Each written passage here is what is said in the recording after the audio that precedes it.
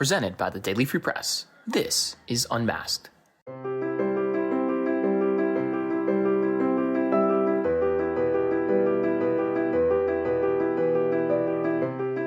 Welcome back to Unmasked, the storytelling podcast that uncovers the thoughts, feelings, and voices of the BU community.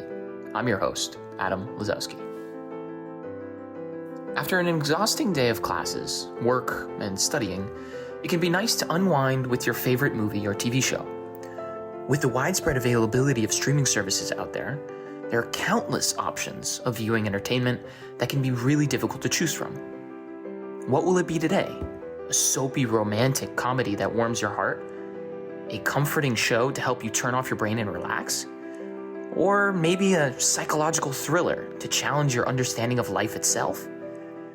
Whatever you're in the mood for, there are endless possibilities. So to sift through them all, this week we challenge students to pitch their favorite movies or TV shows and convince us why we should watch them.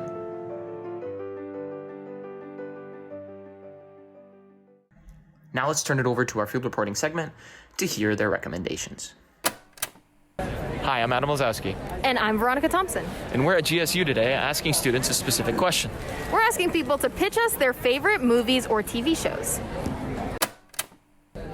So my favorite movie would probably have to be Midsummer because it's basically about this group of Americans, and they travel to Sweden and they accidentally join a cult basically. And I really like the movie because it's not really so much about the cult, but the director kind of put that in there to distract the viewers, but it's more so about a failing relationship, and I think that that's pretty beautiful. Okay, so my favorite movie is Her, and I'm not a super romantic person, and I don't really like romance movies, but this movie is the exception. I think no matter if you're dating someone, if you broke up with someone, if you're 50, if you're 20, I feel like everyone can relate to this movie, so that's why it's one of my favorites. I watch it all the time.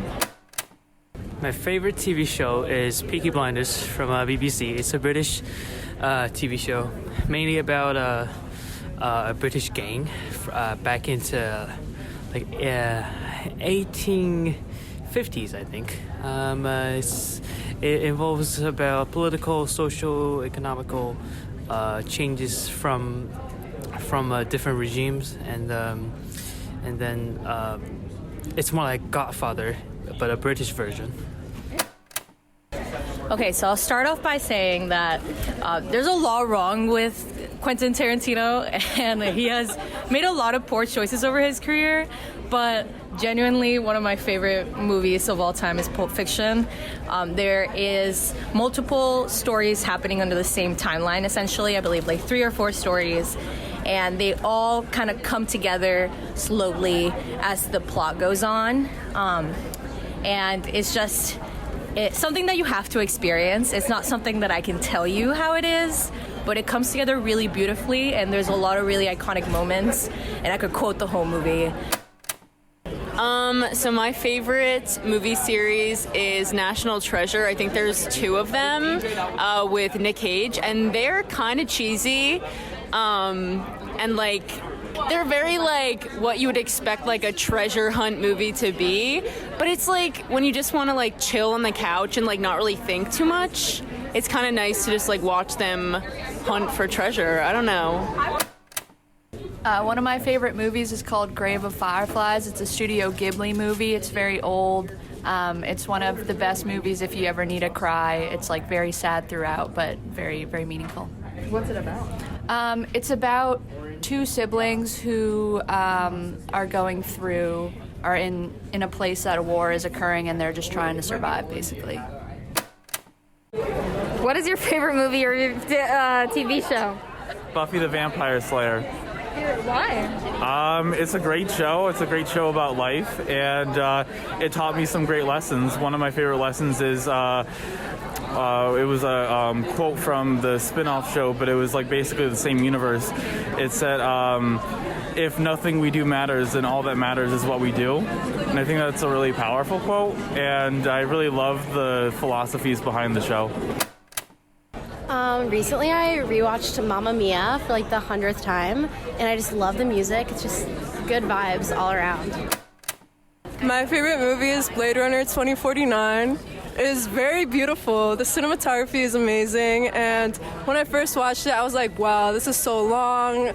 But then afterwards, I kept thinking about it, and I was like, yo, this shit is beautiful, and everyone should watch it. My favorite TV show is Curb Your Enthusiasm because it's really funny, and I love Larry David. Okay, I'm gonna pitch Skins, UK only, not US, because it's really angsty and dramatic and fun, and they had actual teenagers read all the episodes, so it doesn't feel cringy and gross, and it's beautiful, and everyone should watch it. So the show is called Barry. It is Bill Hader, who at baseline makes me feel some kind of way for reasons I cannot explain. And he's a hitman who is ex-military, and he gets sent on a project in LA. One of his targets is in an improv show. He shows up to said improv show, realizes that, oh no, he wants to be an actor. And so it's the drama of him falling in love with the girlfriend of his original hit, in addition to now deciding that he wants to be an actor. And it's Bill Hader, which baseline great. And then there's also a supernatural child at some point. It's murder, it's Henry Winkler, it's everything good in this world. My favorite TV show right now is Tokyo Vice on HBO Max. It's with Ansel Elgort, and he learned fluent Japanese for the role. I don't think the character development's like the best. However, I think the storyline's one of the best storylines I've ever seen in any TV show since like Breaking Bad. And it's kind of like a neo-noir, so you kind of, it has that noir feeling to it, but it's also very modern. Pitch your favorite movie or TV show. It's called Severance on Apple TV Plus. The less you know about it, the better, but it just builds in suspension. It just gets better and better. Okay, so favorite movie would probably be Over the Hedge. Essentially, the plot starts with these animals waking up from hibernation from winter, and they have to get more food for the next hibernation next winter, so they're trying to fill a log. And they wake up to their forest completely demolished, and it's now this new neighborhood. So they're in this little pocket in the neighborhood, and they're trying to scavenge for food, and it's all animated, and it's kind of chaotic and a little bit of a fever dream, and it's just so fun, and it reminds me of my childhood. So definitely go watch it. Well, this is just one of my favorites, but Song of the Sea 2014 is an Irish animated film about selkies, which are mythological half seal, half woman creatures in Irish culture. And the scenery is so beautiful, and the backdrops, and they really use all the Celtic designs. And I don't know what else. It's just a really cute movie, very heartwarming and uplifting, and the music is beautiful too. You know, Irish music, very good. One TV show that I watched recently that I really, really liked was called Smiling Friends on, I think it was on Hulu, something like that. And it was super, like, stupid, but kind of, like, comforting in that way because you could just watch it and forget about everything. And I think it was written in a really, like, funny but, like, serious way. And I never really watched cartoons, but it was a cartoon and I enjoyed that. And they were super short episodes, which is fun. But, yeah. I'm not sure if it's like my favorite movie, but one of my favorite movies is Akira. It's just like super like action packed, and like it's the plot line is like very like it embraces you quickly. That's not the right word, but yeah, and I don't know. It's also like kind of like relevant in a lot of ways. It's just like a cool movie. I like how it looks and stuff. So my favorite movie is probably the Disney film Up. I think you should watch it just because it's a really sweet love story and it'll make you tear up at the end. One of my favorite movies is The Notebook. It just makes you cry every time. That's pretty much it. You guys should watch Death Note. You know what I'm saying? It's on Netflix. You know what I'm saying? It's fire. Plot is crazy, unpredictable. My guy Kira just be killing people, writing stuff in. It's just fire, bro. You should just touch up. That's it. So after getting quotes today, we just wanted to talk about our experience for this episode. One thing I noticed was that a lot of people needed more time than I expected to think about their answers. I think that when we're young, it's really easy to know what our favorite books, movies, TV shows, etc. are off the top of our heads. But for a lot of these quotes, we had to tell the people that we would come back to their tables to get their quotes for them and give them time to think. So it's not a bad thing, not a good thing, but it was interesting.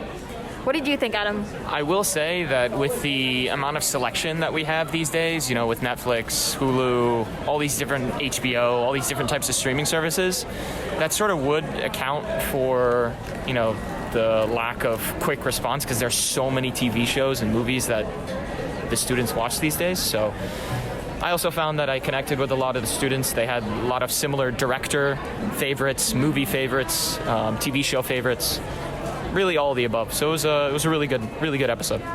We also wanted to share our favorite movie or TV show and why we like it. So my pitch is a movie called Fantastic Mr. Fox from 2009, which is kind of an animated movie, but it's technically stop motion, and it's loosely based on the children's book by Roald Dahl called Fantastic Mr. Fox. And it's about a fox and his family who basically get uprooted by farmers in the area, but there's so much more to it than that. The character relationships are interesting. The animation style is really cool. I love the music in it. I love the dialogue. There are a lot of great quotes in it, and it's very funny to me. It's been my favorite movie since 2009. How about you, Adam? 2 movies have stuck in my head recently, notably The Batman that just came out, and Inglourious Bastards directed by Quentin Tarantino. The Batman is like a really dark noir mystery type of movie, and I was really a big fan of reading mystery novels when I was younger. I would sit in my room all day and read because you could just never really get enough of it. So I really thought that The Batman was really good. Some people say controversially that it's not as good as some of the other Batman movies, but I really think it's probably one of the best, if not the best one that has come out, displaying that story that so many of us know and have come to love. Inglourious Bastards, it's a bit of a different movie, but it's just really interesting in the sense that it sort of twists the framework of history in a way, and Quentin Tarantino takes a lot of liberties with history and how he likes to display it and how he likes to really portray his characters in his movies. So I just really like him as a director, and overall the movie was just super well done.